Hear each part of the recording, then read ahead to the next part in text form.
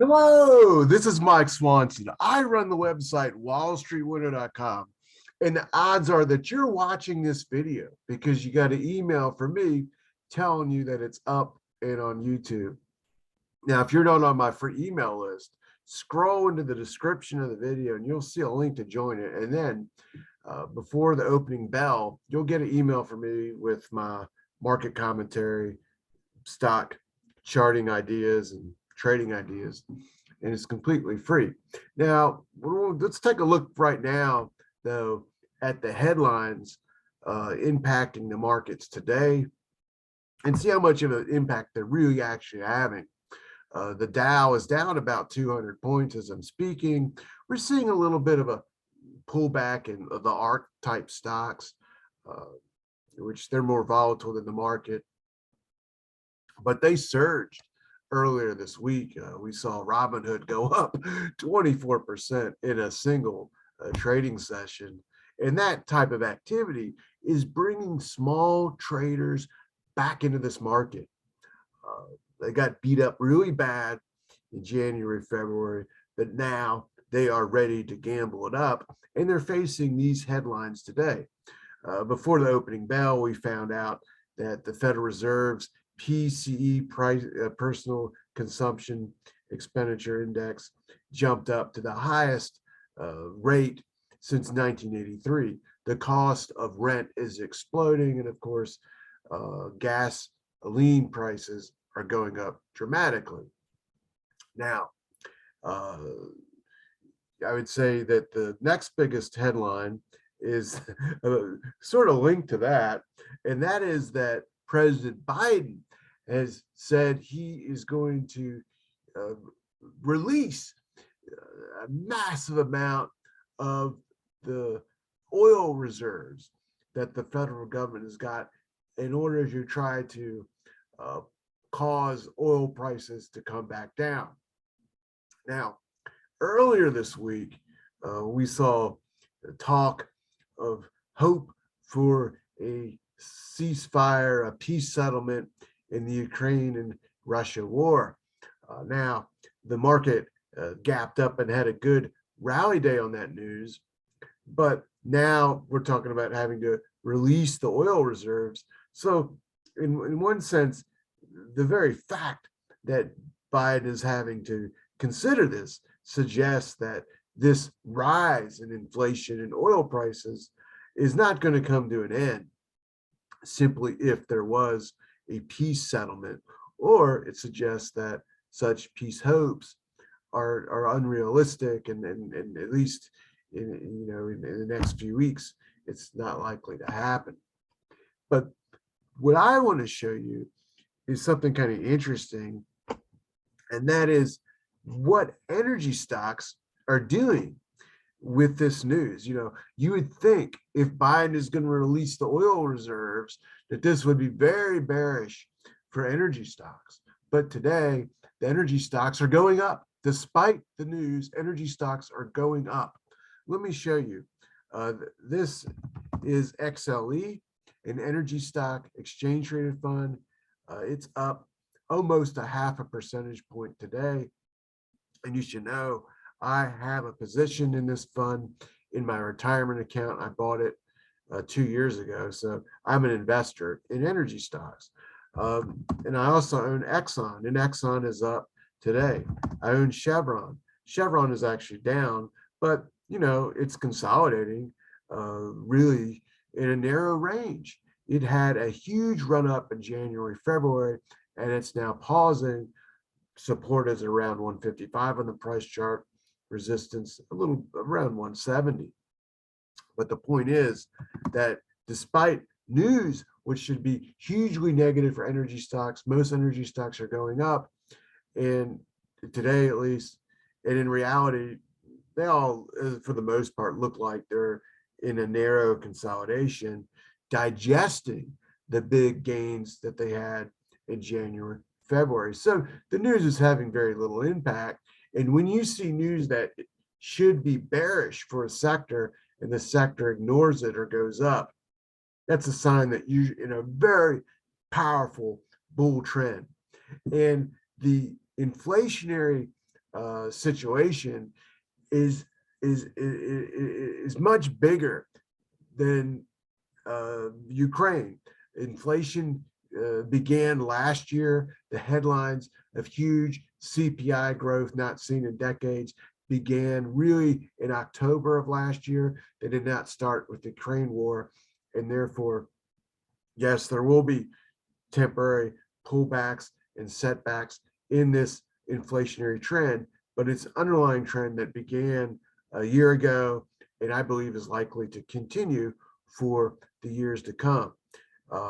Commodities have been among the best sectors to invest in, you know, over since before New Year's. And I think that's going to continue to be the case. Now, another unusual thing that's been going on in the markets is the action in the Japanese yen. Now, let me pull up an exchange traded fund, FXY, that tracks the Japanese yen, and it plunged in March. And this is quite unusual because in the past, really ever since I've been trading, and that's since the 1990s, the Japanese yen acted as sort of a safe haven in the currency markets and for hedge funds and traders around the world, meaning when financial risks went up or the stock market were to go down, the yen would go up as a safe haven instrument. Well, it's done the opposite. You know, when the Ukraine war began, the yen went down. When the dip in the stock market accelerated, the yen went down. You know, normally the yen would go up. When the stock market was melting down in March 2020, as the shutdowns are approaching, the yen went up. Now it's going down. It's not acting as a safe haven. This is very unusual. It's a sea shift in a trend that had been going on for decades now. It's over. In what's going on? Well, there's a very interesting article on Yahoo Finance about this. I'm going to link to it. It's worth reading. But, you know, one of the things that's happening is that the Japanese central bank 4 days ago announced unlimited quantitative easing bond buying operations because their bonds, their short-term bonds, start to go down in value, which would cause their rates to go up. And the bankers over there, the central bank, doesn't want that to happen. So they announced unlimited quantitative easing. They don't care about inflation. They don't want to raise rates to stop inflation. Their policy is to keep rates basically at zero. And to do that, they are doing unlimited quantitative easing. That announcement was probably foreseen by currency traders and is what is causing the yen to trade like this. You know, at least in the United States, the Federal Reserve is raising rates. It's too slow to stop inflation, but they are doing it. The Japanese central bank, you know, is saying we're going to ignore inflation. Now, that's kind of been a macro policy for them to want these sort of policies in order to encourage exports from Japan to the rest of the world. But this could turn into a really dicey situation eventually. I mean, it's very strange, you know, when a central bank, you know, when we got inflation blowing up all over the world, and they're doing these sort of things. Wow, that safe haven's gone basically from the macro picture.